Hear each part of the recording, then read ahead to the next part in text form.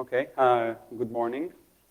My name is Itzik Mantin. I'm from Imperva, and I'm going to talk about the bar mitzvah attack, breaking SSL with a 13-year-old RC4 weakness. I'm sorry that we don't start in time, just because the keynote was late, so they asked me to start a little later, but I will try to finish until 11:15 to get, so all of us can get to our break. So what is bar mitzvah and why bar mitzvah? So according to the Jewish tradition, when a boy becomes 13, he's becoming accountable for their actions. So this is some kind of a Jewish ceremony. And the attack is based on discovery of a weakness in RC4, which I participated also in this research, which was done 13 years ago. And the weakness I'm talking about is called the invariance weakness. It was first published in the FMS paper I published with Scott Fleur from Cisco and Adi Shamir from the Weizmann Institute back in 2001. And it was also part of my master research many years ago. So I'll show a couple of things giving the background for TLS, what are the objectives of TLS, and let's see, the current security of TLS. Then I will give the background on RC4. I will go into details on what is the invariance weakness in RC4 and what is its security implications. And then I will show several attacks that can be mounted using this vulnerability of RC4 when RC4 is the cipher that is used in TLS, and I will finalize with conclusions. So TLS, on the previous name it was SSL. It is a protocol that protects the internet used for TCP communication. The most usable version of it is HTTPS. SSL3 released in 1996, and we have TLS1 from 1999, TLS 1.1 in 2006, and 1.2. TLS 1.3 is being developed in these days, probably will be finalized until the end of this year. This is more or less the support of the different versions of SSL. This is taken, by the way, from a very nice website, SSL Pulse, giving a lot of SSL statistics I used from there. So as you can see, the TLS version 1.0 is supported by almost every implementation, by almost all the servers. And TLS 1.1 and 1.2 are still about 50% deployment. What are the objectives of TLS? Well, TLS comes to guarantees several things. The first one, it allows the mutual authentication between the server and the client. So the client, the browser, can authenticate the server. The server, on the other hand, can authenticate the client, even though it is, in most of the cases, it is not, the second party is not used. Once they authenticate each other, TLS provides the capability to protect all the data that is transmitted between the parties, which means, in cryptography, it means to encrypt it, to provide the data confidentiality, and to authenticate it, meaning to provide the data integrity. So what are the models where TLS should work? It should work first in the passive model, where the attacker is just being in the line between the client and the server. He only eavesdrops. And in this model, SSL is supposed to provide security, which is quite clear. A more complicated setup, which is harder to obtain from the attacker point of view, but is also harder to protect. But given that it happens, it is harder to protect against that. But SSL does that in most of the cases. Is where the attacker is what the so-called man in the middle. So there is this Alice wanting to communicate to her Facebook account, and the attacker is here in the middle. He takes everything that Alex sends. He takes it. It can send it to Facebook. It can just keep it. It can generate new packets of its own or new requests. It can do whatever it wants. And also in this model, TLS is providing security. And we will discuss these two modes in details in the continuation of this lecture.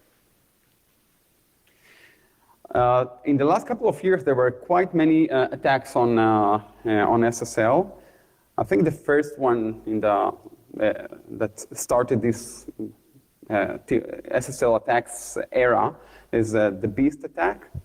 Another one was an attack on the usage of RC4 in TLS. Two other attacks on the compression methods, crime and time and breach. Several attacks that used the different weaknesses in the protocol negotiation to make the parties downgrade using a less secure operation like the Poodle and the Freak. Padding Oracle attacks like Lucky 13 and implementation attacks usually on OpenSSL, but sometimes also on other implementations like Heartbleed, and also the Freak attack is a downgrade attack that is specific to OpenSSL. Let's go to RC4. So this is the statistics that I downloaded on March 9 of the usage of RC4. I think the most important thing here, you can see that 51.2% of the servers that were participating in these statistics support some version of RC4, but this is not the most important statistics. I think the most important one is this one. 23.3 are used with modern browsers, meaning that in many cases, in 1 out of 4 cases, servers that work with a modern browser that supports the many variants of SSL and TLS and a lot of very secure cipher seats still chooses to work with RC4, even though it is not the strongest cipher. This input is very significant. RC4 is a stream cipher. Now, the way stream ciphers work is there is an algorithm that is called a key stream generator, which takes a key and generates a random key stream from it. And then this random key stream is being XORed with the plaintext. This is the plaintext, and that produces the ciphertext. The XOR operation has a very, very useful attribute from a cryptographic point of view, because if this key stream is completely random or pseudo-random, then it provides maximal security, complete security. If it is not random, then it does not provide security. And this is more or less the thing that is problematic with RC4. RC4 is short for Revest Code 4. There are also RC2, RC5, and RC6. For about 30 years, it is the most popular stream cipher in the world. It was the details of RC4 were kept as a trade secret of RSA until the 2001, where an effective attack on a practical attack on WP protocol was published, and RSA had to admit that this is indeed the algorithm, and that it is indeed problematic in WP protocol. This is how RC4 looks like. It is very, I think this is one of the reasons that it is against that popularity, because as you can see, it is only like 4 or 5 lines of code for the key scheduling part, and another 4 lines in the pseudo-random generation part. So it is very popular. You can just remember it, in your head, unlike most of the other ciphers, which are impossible. And essentially, it has a state where the state is this permutation of the numbers from 0 to 255. And there are two indices in this state, I and J, where on every, in order to generate a new key stream byte, RC4 advances this I, this index, by 1. It advances J by a pseudo-random variable, which is S of I. And then it uses both of them to emit another byte. And it was believed for many years that this algorithm is secure and provides a randomness. However, RC4 is not really pseudo-random. It's supposed to be pseudo-random, but it is not. It is known from the year of 2000. There was a distinguisher of RC4 that was published in the year 2000 by Fleur and Meguru. These patterns, by the way, were used by an attack on RC4 in TLS about 2 years ago. There is also a distinguisher of 2 to the 26, which is essentially like 64 million bytes of RC4, which I published in 2005. And there is also a prediction algorithm that waits that in one event out of 2 to the 45 bytes can predict what the next bits are going to be, prediction attack. However, when you the most important problem with RC4 is not that it is not pseudo-random in the generation, in the key stream. The most important thing is that all this, the key scheduling algorithm, which takes a key and translates it into a permutation, and the beginning of the pseudo-random generation are extremely weak. It is known for, since 2001, that this is the weakest link of RC4. There are biases in the key stream. There is the second byte bias that, again, part of my master thesis, that the second byte has a double probability to be 0. And there are many other biases. There are many correlations between the key that is used and the key stream that is generated. And now these correlations are very dangerous, because if one have the idea about what are the first key stream bytes, he can deduce what was the key that was used. So the IV weakness that was used for a practical web attack, another version of the web attack that was able to work even when you throw away the first 256 bytes of RC4, and a faster web attack in 2007. More key to key stream correlations were published in 2005. Another type of weaknesses in the initialization algorithm is that the initial permutation bytes are the first state that RC4 starts to work with is completely not random. There are very strong biases in many cases there. But the weakness that I'm going to focus in this session is invariance weakness, which was, as I said, published in the Fleur-Mantin-Shamir paper. So what is the invariance weakness? In this FMS research, we described two weaknesses. The first one we call the IV weakness. The other one we call the invariance weakness. The first one got a lot of attention because it was used to attack and to mount a practical attack on an actual protocol, WEP. The second one was left in the shadows for 13 years. So now it is time to see the light. The idea of the invariance weakness is a class of RC4 weak keys. It is a very large class. Every RC4 key has a probability of 2 to the minus 24, which is 1 to 16 million, to get this to be in this class. So this is, in cryptography terms, this is a very significant number.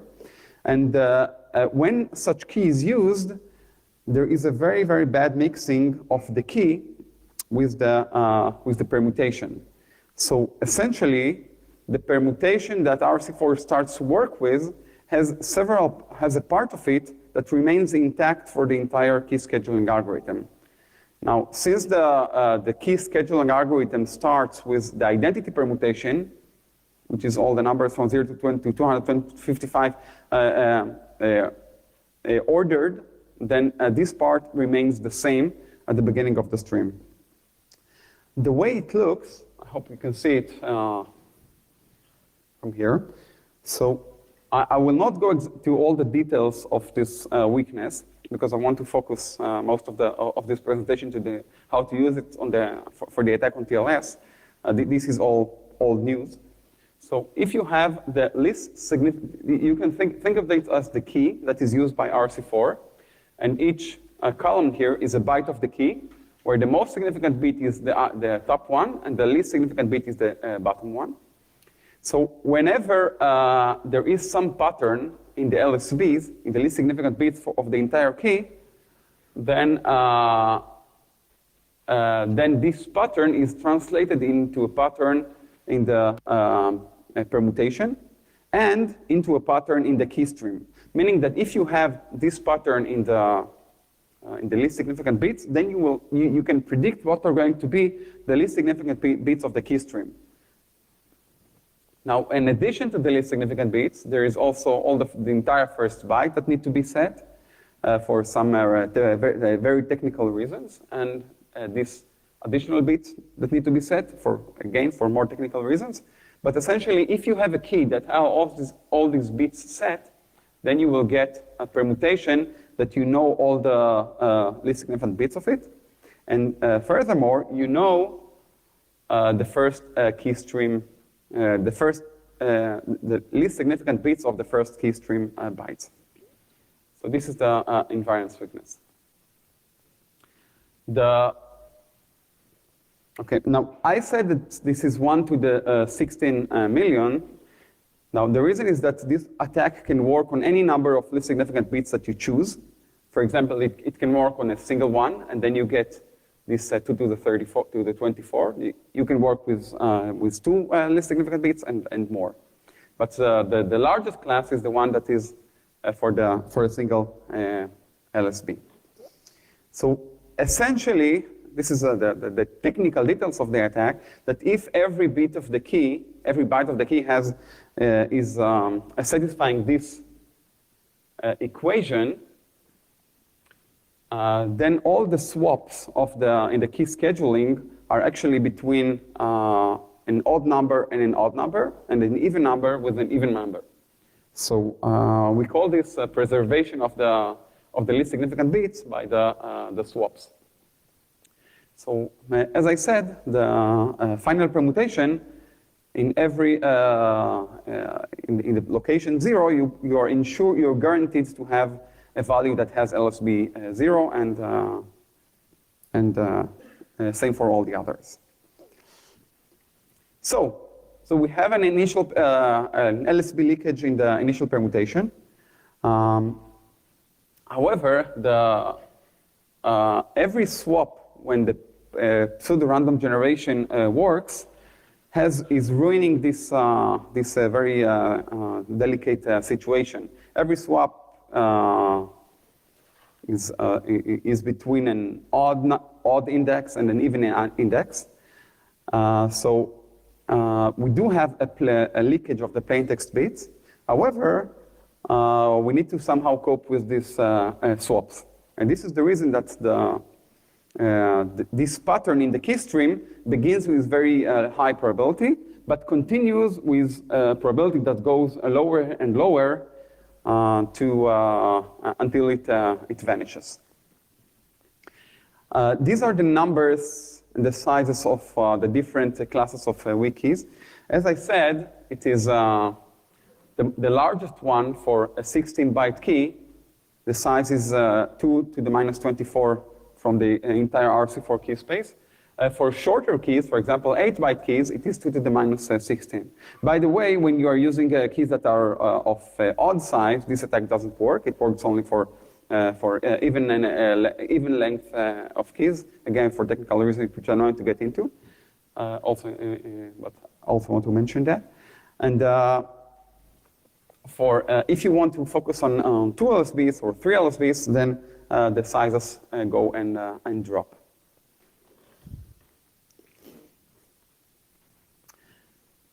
Okay, so we know that when a weak key is used, many plaintext bits leak. So there are two questions that we need to answer. The first one, can we tell when we had a weak key? Because if we can't tell when we had a weak key, then we cannot detect the correct event, and we cannot know when we have this bits leaks. Now the answer is we can, because in many cases the encryption is of data that is already partially known. There are headers that are being encrypted, and there is statistics of the data that you're encrypting. So it is easy to know in many cases what are the bits that are that this event has occurred, because we see the ciphertext and we know the plaintext, so we can see also the key stream for some parts, and then we can know that this pattern actually occurred. Another question, probably more important, is how many bits can we predict? And I'm not sure if you can see this. I'll try to maybe enlarge it.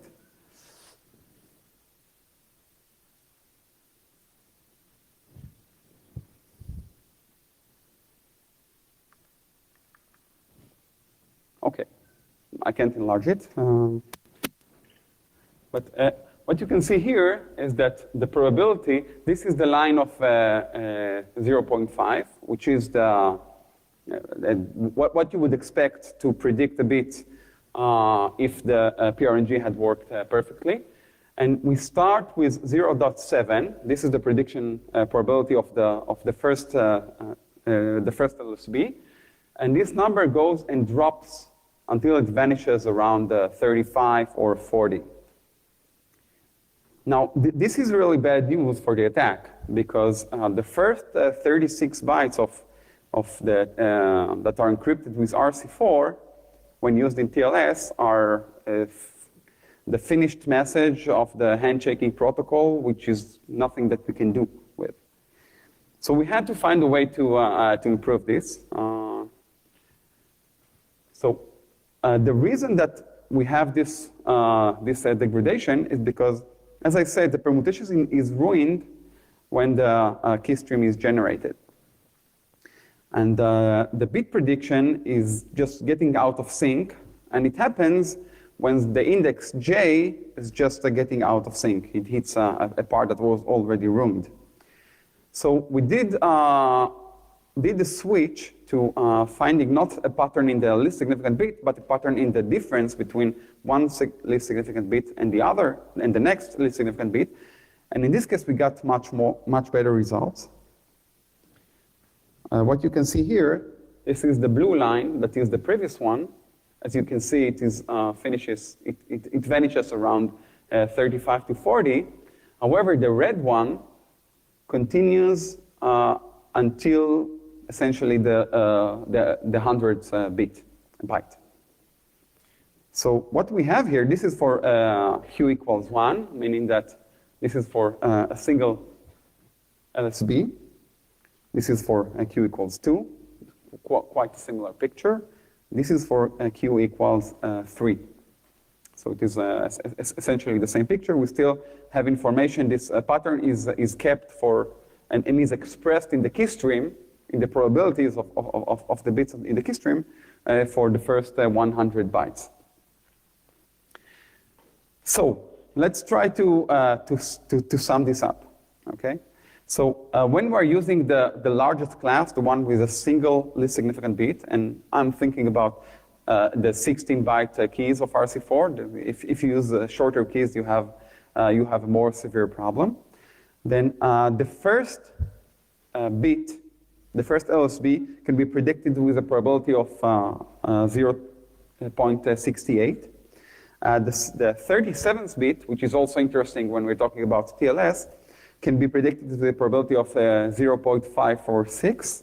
And the 100th bit can be predicted with a probability of 0.503. So the tracking of these patterns is possible for the 37th byte with an advantage over 1/2, that is 1 over 22. For the 68 byte, 1 over 64. For the 100 byte, we can track the pattern for with a probability of 1 over 330. So the bottom line of all this analysis, that when you're using RC4 and when you are hitting a weak key, then the first 100 LSBs are exposed to leakage. They can be leaked, and this leakage can be used to attack RC4.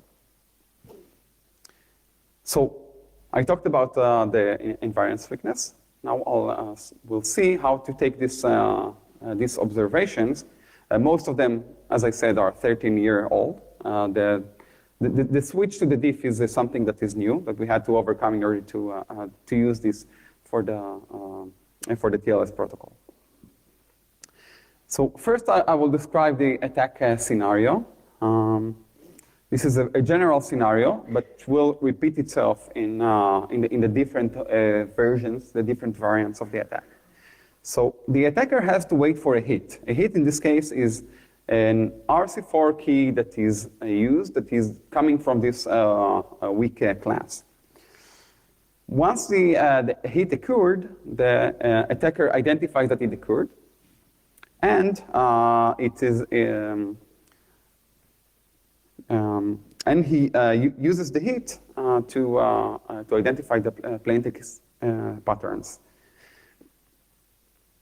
So he has to wait 2 to the 24 keys, 2 to the 24 attempts until he is hitting a weak key.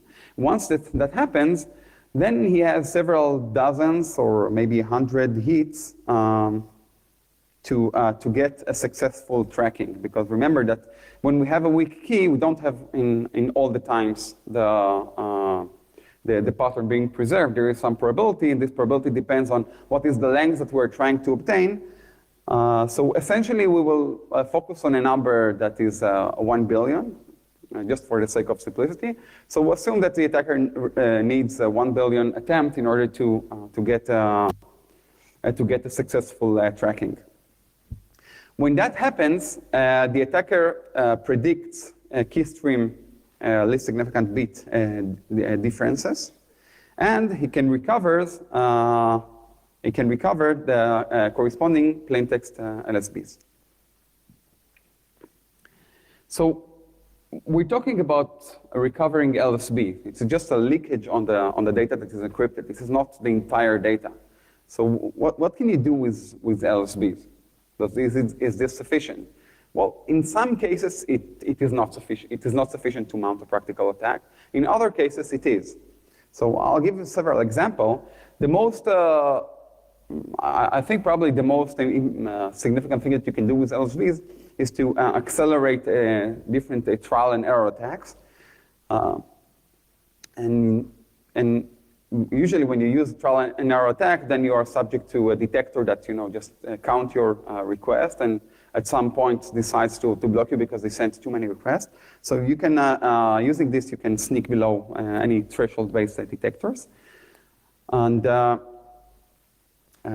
one of the exampls that I'm going to discuss in detail is a dictionary attack on weak passwords. I took a database of weak passwords with some statistics. It is 2 or 3 years old, but still I think this is not very different from what is the situation as is today. And now the most important columns in this table is this column, which is the number of web accounts that this statistic says are using the top 100,000 and 10,000 most common passwords. And this one, which is the average case of how many attempts should I do if I already know the LSB of the password.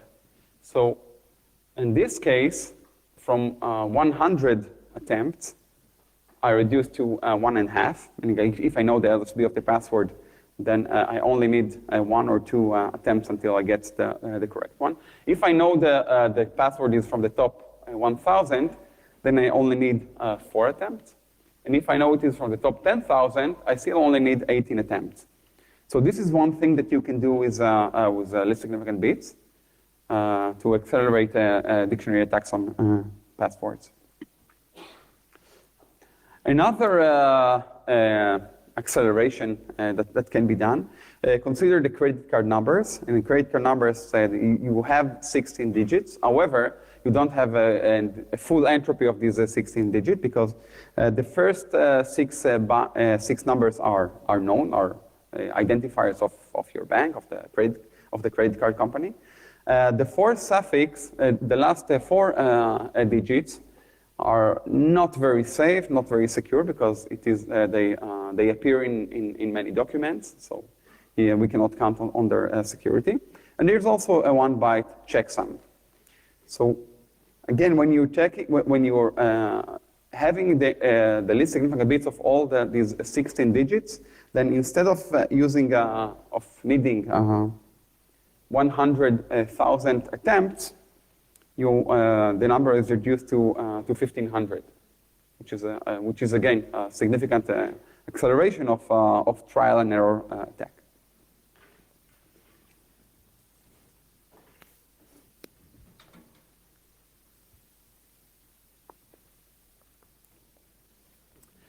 The next example is session cookies. Most of the attacks on SSL focus on session cookies because these are the natural victims. They have a lot of value. If you have the session cookie of someone, then you can do session hijacking and use his connection to his account. So in PHP session cookies, there are 32. There are different sizes that can be used. So essentially, I think the longest one is 32 characters. When it is 32 characters, then you can accelerate the brute force on such cookie by a factor of 2 to the 32, which is 4 billion. For ASP session cookies, it is 16 characters, and then you can reduce it in a factor of 2 to the 16. I'll start with the first attack, which is a man-in-the-middle attack. This is essentially the same setup that was used in the beast attack. I will talk about it in a few seconds. The attack requires that only a single hit will occur. And once it happens, then the first 100 first bytes are at risk, or information is leaked from them. This is the two advantages of this attack on previous attacks on TLS. There is also, of course, the downside that we only extract partial information. We don't extract it fully.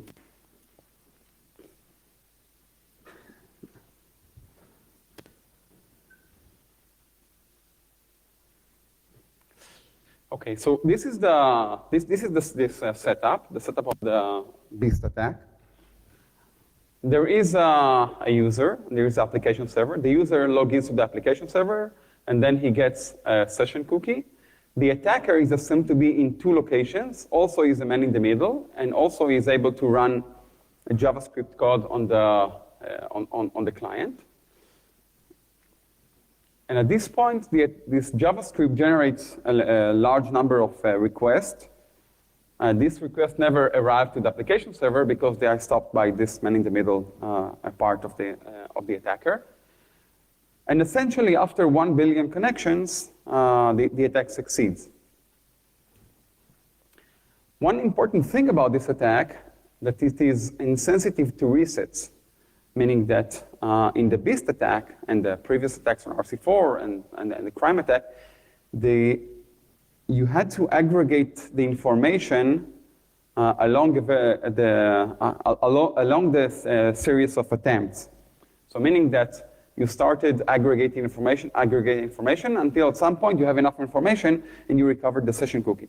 So in some of these attacks, you need that the key will remain fixed, which is not always the case. In other attacks, you need in all the attacks, I'm sorry, in all of these attacks, you need to rely on the fact that the session cookie that you're trying to steal will remain valid until you end this attack. And again, this is not always the case. However, our attack is not sensitive to resets. If you have a reset, I don't mind because and continue to wait for my hit. Once I get my hit, I don't mind if you had a 500 different session keys along my attempts. I only wait for a hit. Once I get a hit, I get success. So this is a very important attribute of this vulnerability and of this attack, of this scenario.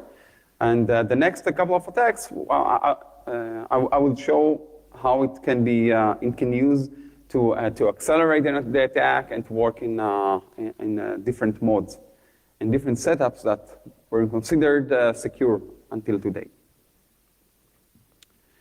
So the first one is a group attack. 1 billion TLS connections on a single on a single victim can take long. However, if I can put myself as a man in the middle between several users and the application, then I can try to attack all of them at once. Now, since the attack is insensitive to resets, then I don't need to aggregate. I don't mind that in some cases I'm working on one session cookie, on the one of this girl here, and on the other attempts I'm working on the session cookie of this girl. I just don't mind at all. And then this number of billion can be reduced by a factor of however, whatever is the number of users I can attack simultaneously. Now, the question is this possible? Well, this setup of man in the middle, the most typical ways to obtain that is by just putting a Wi-Fi of your own and then let people connect to it. For example, in one of the malls around here. And then you are becoming a man in the middle for all of them. So it is very applicable for a group attack. Moreover, the other scenario is if you are able to have a DNS poisoning. And if you have DNS poisoning, then again, many people are getting to your site, to your application, instead of the real application. And then again, this is very applicable for group attack. So the first attack was same as the beast attack, but this one gives us a way to accelerate it, to work on several victims simultaneously, and eventually we will manage to attack one of them. The third variant of the attack is take this analysis or this change one step further. If I can hack, if I can use a group to accelerate the attack, why not using just all the users of an application? So consider, for example, that Facebook had used RC4. It doesn't use RC4. It used a couple of months ago, but today it is not used. If you try to connect to Facebook with a browser that supports only RC4, you will fail. I tried. So if you are able to be at the entrance to Facebook, then you can only listen, you can sniff on the line, you collect the data that you see until you see a hit. Now again, remember, we need 1 billion attempts. But if we're on the entrance to Facebook, then we will have this 1 billion attempts, meaning that we can scale this attack. I don't mind which of the users, that each of the users is using a different session cookie. I only need a single hit. Now, if I don't care about the fact that different users have different data, then I can not only target session cookies, I can also target passwords, because different users have different passwords. So the previous attacks, the Beast and the Royal Holloway attacks, they had to focus on session cookies because they need that the session cookie will be transmitted over and over. In this case, we are actually attacking only in sniffing mode. We are a passive attacker, not a man in the middle, which is much more easier to obtain. So 1 billion is a large number, but when you're looking at the statistics of Facebook, they have daily about 900 million daily active users. Each one of them probably has several logins. So this is, okay, you can say we are listening to Facebook, and every day we can hack the accounts of like 4 or maybe 10 users. So maybe this is not a large number, but it is significant. It means that we can do something with this attack. People are using SSL to protect their data. They should be, they want to know that the data is secure. Now, I will end with, this is not an attack, but it's mainly a concern or an observation. Every time you're sending your secret over a TLS connection that is using RC4, actually you have 1 to the 16 million probability to get a bad key. And you have 1 to a billion chance to leak a significant portion of quite many bits of your data. Now, these numbers are small. However, they are definitely not negligible. Remember that the statistics of TLS today talks about 30% of the TLS connections in the world being used with RC4. So this is a significant number. We're talking about billions and billions of connections maybe even every hour, definitely every day. And some part of this part is not negligible, are vulnerable to such attacks. Okay, so what is the conclusion of this research? First, we show that the invariance weakness in RC4 can be used to mount new attacks on TLS, new attacks on TLS when using RC4. Second, we show that this attribute of this attack, that it is insensitivity to reset, it opens the door to new attack scenarios, to group attacks and to sniffing attacks. And we demonstrated the first passive attack on TLS, at least the first to my knowledge. The conclusion, well, RC4 is not a secure cipher. However, it can hardly be said as a conclusion because these are quite old news.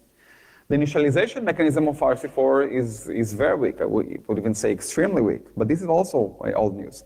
I think the most important news is that the impact of these facts that are known on the security of systems that use RC4 is currently seems to be underestimated.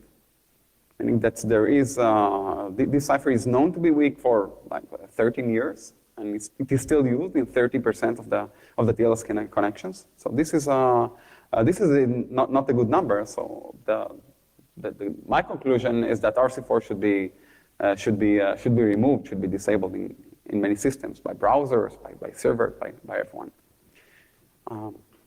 I will finish with some. Just a second.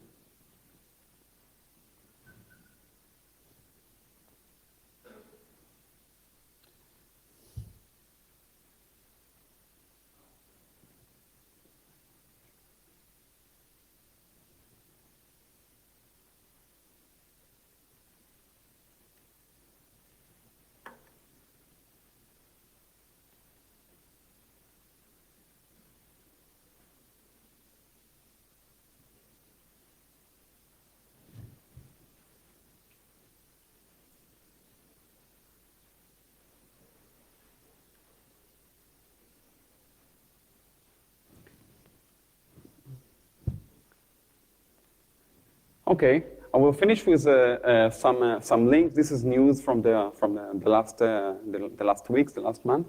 So the first one is that about a week ago, a new attack was published on RC4 when used in TLS. It detects the situation where it is using the IMAP protocol for protecting mail communication. So the attackers were able to demonstrate how in this protocol, passwords are being encrypted over and over. so they were able to attack passwords. Another thing that was changed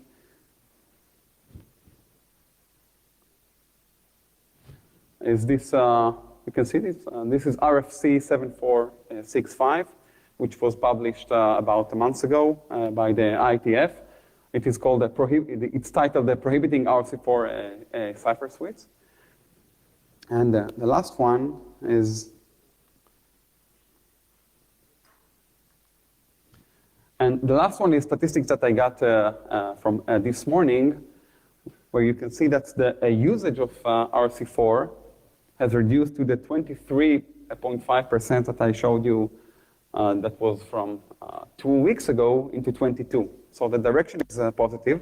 There is already in RFC an acceptance that RC4 should be removed for SSL. Now, the only thing is just to actually do it. Thank you.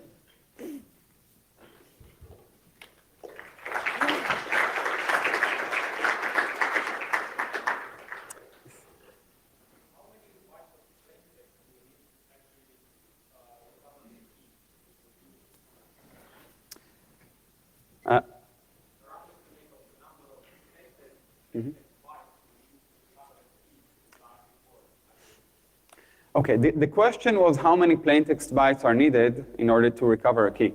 Now, the answer is that, as I showed, the weakness and the leakage is on the first 100 bytes of the encryption, meaning that if you are waiting just for encrypting a large amount of data, you will not get what you want. You cannot get a weak key because the key remains the same one. So you have to attack the first, you can attack the first 100 bytes from a large number of TLS connections, each one of them using a different key.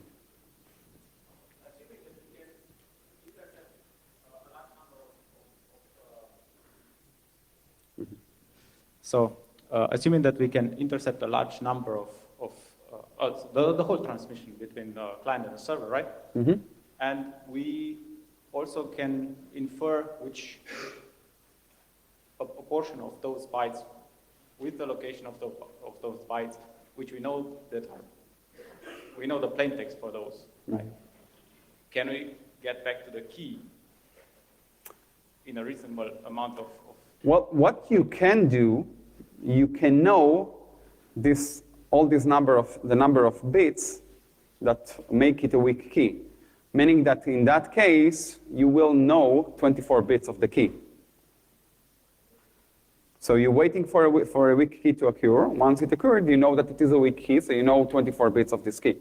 All these LSBs in the first byte and the... Okay. You gave an example of Facebook that it has disabled RC4. Right? Do you have any statistics in terms of how many websites, maybe like 1,000, 1,000, are using RC4? The question was who is using RC4 essentially and who is not. I noticed that Facebook had disabled RC4. I heard that I think PayPal and Twitter also disabled RC4. So I think this is good news. I think the industry is going to the right direction. But still, there is this number of 30% which fails to the grade. Okay, thank you.